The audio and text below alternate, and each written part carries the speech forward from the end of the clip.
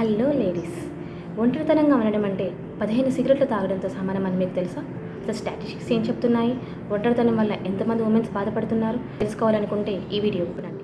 తాజా అధ్యయనాల ప్రకారం 50% అబవ్ ఉమెన్ ఒంటరితనంతో మానసిక శారీరక సమస్యలతో బాధపడుతూ ఉన్నారు. ఒక మెడిసిన్ జర్నల్ ఏం చెప్తుందంటే ఒంటరితనంగా ఉండడం అంటే 15 సిగరెట్లు తాగడంతో ఈక్వల్ అని చెప్తూ ఉంది. లోన్లీనెస్ వల్ల హార్ట్ డిసీజెస్, హార్ట్ స్ట్రోక్ రావడానికి కాజ్ అవుతున్నాయని చెప్తూ ఉన్నారు.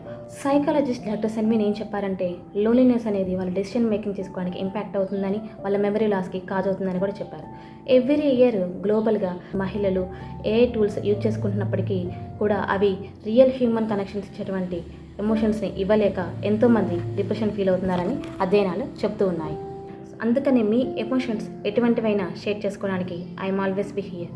మరి ఈ స్టాటిస్టిక్స్ గురించి మీ ఒపీనియన్ ఏంటి? మీ ఒపీనియన్ ఏంటో కామెంట్ రూపంలో నాకు తెలియజేయండి.